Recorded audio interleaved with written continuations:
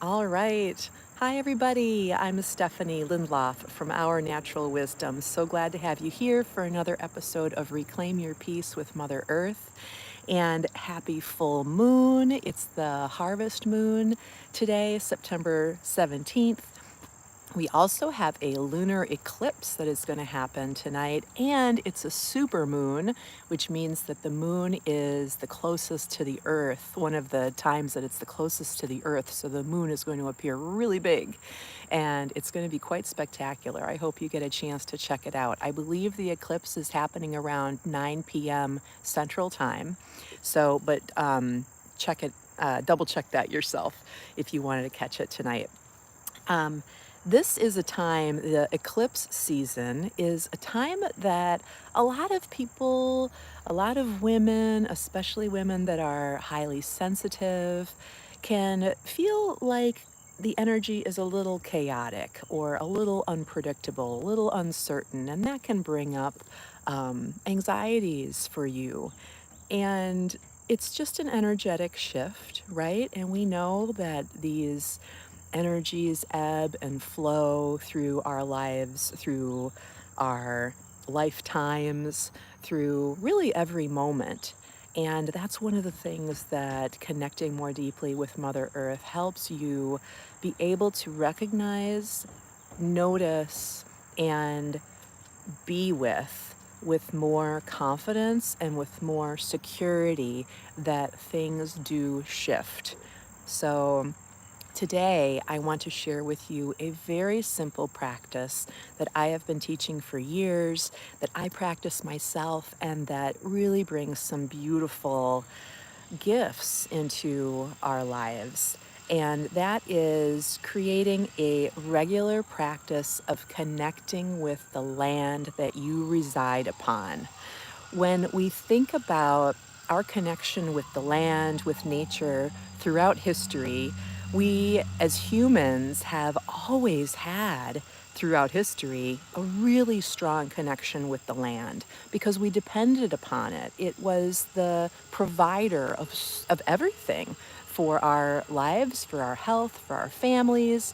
And of course, as things have changed over the years and our humanity has evolved in certain ways, and I will put quotes around evolved. We have disconnected from the land in so many ways. And when we disconnect from something that is so fundamental to our sense of safety and security and, the giver of life, truly, when we have a disconnection from that, that can create so many issues as a result.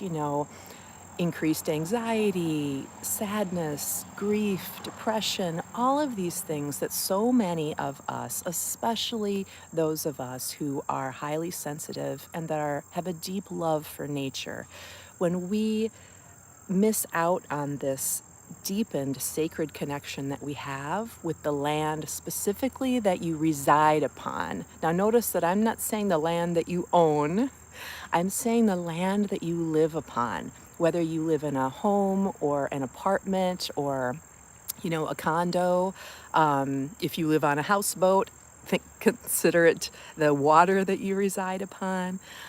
And when we deepen this connection to the land that we reside upon, that we live upon, that we spend so much time in connection with, it can bring about really beautiful shifts in terms of your comfort, your feeling of being well grounded, your feeling of connection, not only with the land, but with all that is, with the universe, with your soul, with your deepest wisdom, the language of your soul, your intuition.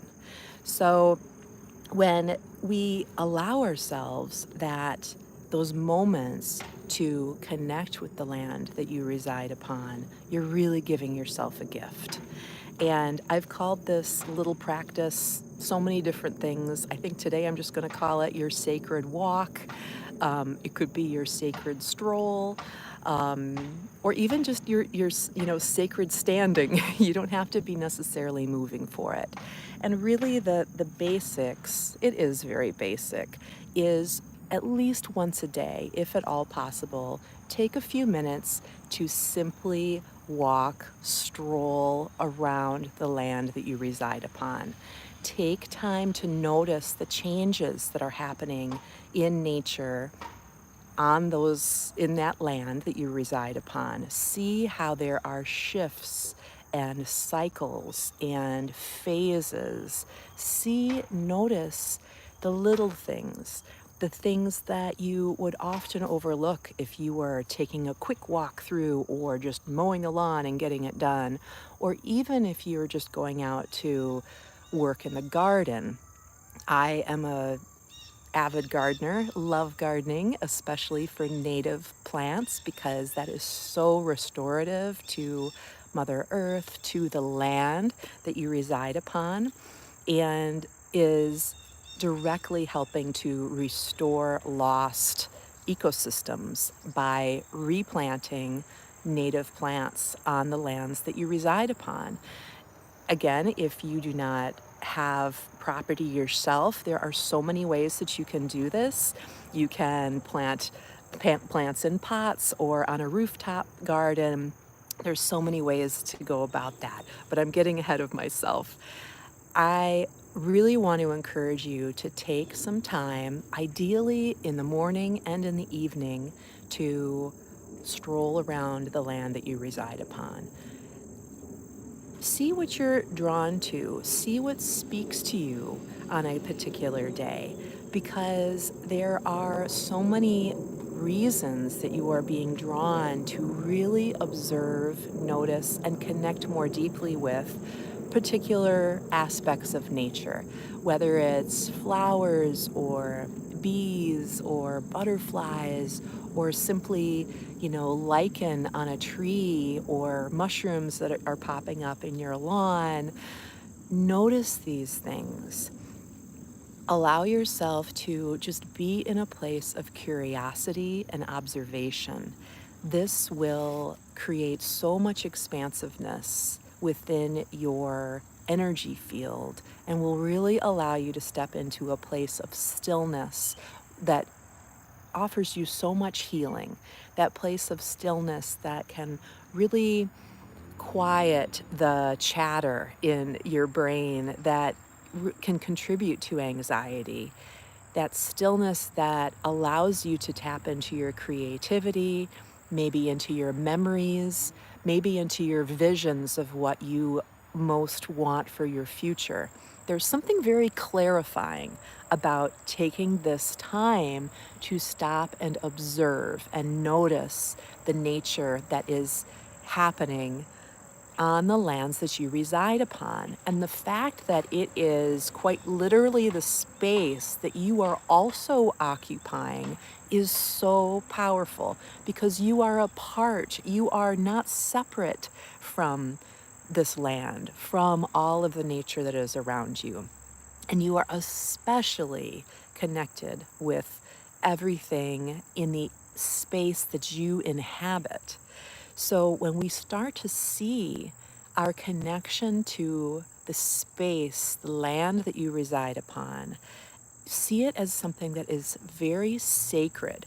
This is the most, deepened connection that you can create, because simply of the time, the familiarity that you have with that space, the fact that it is so easy for you to access on a daily basis, even for a couple of minutes, to go outside and check out that plant that you have noticed is changing over the weeks. Check out how the leaves are starting to change at this time of year. And I don't mean just like one of those, cursory, oh yeah, the leaves are changing, back to, what I was working on. It's so easy to do that, right? Instead, to just take a moment to look at the tree, notice the colors, maybe notice where the leaves are changing in the tree. See if it's around the edges or at the very tops. Really start to take in the the knowledge, the wisdom that is here within nature. Now, you may say, well, this is all just science, you know? And, you know, that's true. Science and spirituality, science and mindfulness are not two separate things. Our culture has really created a chasm between science and spirituality, and that is not necessary. I think it was like fabricated just so that there could be more of a division. That really creates so much more divisiveness in our world, but also in ourselves. It doesn't have to be one or the other. Science and mysticism and spirituality and, you know, creativity and mindfulness can all be connected and very much interwoven. It strengthens all of it to have it connected as it is meant to be.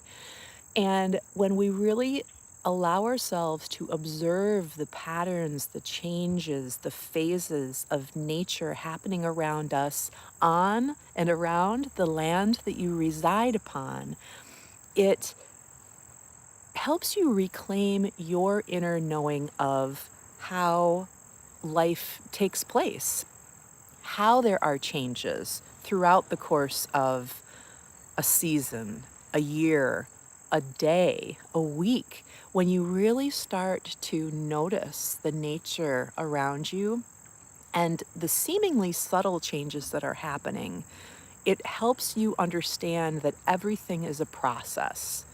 And this alone can be so helpful when it comes to relieving anxiety, to be able to remind yourself that nothing is forever. And that I know can be very, it can bring up, you know, some discomfort to realize that change is constant. But that resistance that we feel to accepting that change is constant only exacerbates our anxiety about it. And, you know, you are a very powerful person. You are in control of yourself.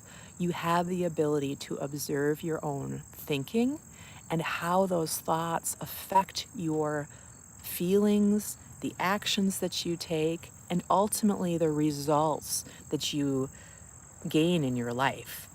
So the more that you can allow yourself to observe, to be in that place of noticing and observing, the more you are able to do this within yourself so that you can observe your own thoughts from a place of curiosity and compassion and non-judgment. And that is truly what I think one of the greatest gifts of this sacred walk provides us, is that it reminds us of your power of observation. I'm going to take a quick drink. So, again, it's so simple. It is just simply taking the time to walk or stroll around the land that you inhabit. Doesn't have to be the whole area. You might have to do kind of a different pattern. You know, around our house, the last two houses, the only two houses that we've owned, we immediately wanted to find a way to walk all the way around the house, to be able to circumnavigate the house, because we wanted to have gardens on all sides of the house. So that's my pattern, is that I walk all the way around the house at least once or twice a day. And as a gardener, and I will say that I encourage you to notice if during your sacred walk you are honing in on a to-do list. If you notice yourself saying, oh, I need to trim that, and I need to move that, and I need to, you know, when fall comes, we need to do da da da. If you notice that your brain is moving into, I need to develop a to-do list because I'm walking around my yard, just notice that. You know, bring your hand to your heart and remind yourself, this is my sacred walk. I can do a create my to-do list walk another time. This is my time for my sacred walk. I It takes a little bit of practice. It took me some time. I can still find myself falling into that pattern of developing a to-do list on my sacred walk. That's okay. Just come back to your heart, remind yourself that that's not the time for it, and that there will be another time to develop that to-do list. So when you are walking around your land that you reside upon, really focus on your connection. Think about how with every footstep, you are deepening your roots, your energetic roots of light. Imagine these beautiful roots extending from your feet down into the earth, and picture how that's happening with every footstep. Just see those, like visualize those roots deepening, deepening, deepening. It's a walking meditation, and it's a walking grounding exercise as well. And notice that you are able to create a deepened connection with the earth as a result. So you're both concentrating on grounding yourself as you do it, and you're noticing what is going on around you, the changes that you are seeing day to day. This, again, has been it sounds so simple, as I'm describing it, it sounds like such a simple activity, and it is. But I want you to know that you can find the most profound help with anxiety and depression and grief and self-doubt through incredibly simple things. Our healing is not meant to be complex and overly, contrived. Our healing is meant to simplify, to come back to the basics, to come back to finding that sense of security, stability, feeling well founded, feeling connected to yourself. And if you are so guided, to something greater than you, whether it's God or Goddess or the universe or Source or Mother Earth, all of these things. When we deepen that connection with something greater with ourselves, it just it just accelerates all of the healing that we can experience in our lives. And this is such a simple exercise. I really hope that you start practicing it. Try and do it every day. Just take a walk. Call it your sacred walk. It doesn't need to take that long. Really, really helps you. And if this is the kind of work, the kind of approach that speaks to you and how to help relieve your anxiety, how to gain greater clarity in your life so that you can go after those things that you are feeling guided to and yet you have a resistance to, I really encourage you to give this a try. And I also, with so much love, welcome you to sign up for a free breakthrough session with me. It's a one-on-one phone call where we discuss where you're at, what you're going through, where you see yourself as going, where you would like to get to, and how eco-intuitive coaching can help get you there. It would be such an honor to have the chance to talk with you and to support you in a variety of ways through deepening your sacred connection with Mother Earth and relieving your anxiety so that you can have a life of greater fulfillment. To request your free breakthrough session today, you can go to ournaturalwisdom.com/breakthrough, or you can click the link that will be found down below in the description here on YouTube Live. It's been such a joy to be with you today. I really encourage you with so much love to give the sacred walk a try. Notice what's happening around you. Also notice those thoughts that may be, you know, looming large.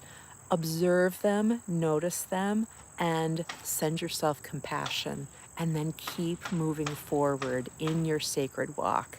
And I think that you'll find that finding stillness and that entering that place of curiosity and even a little bit of wonder and awe will come for you through the sacred walk on the land that you reside upon. Thank you so much for joining me today. I look forward to seeing you again next week for Reclaim Your Peace with Mother Earth. Have a beautiful day. Thanks. Bye-bye.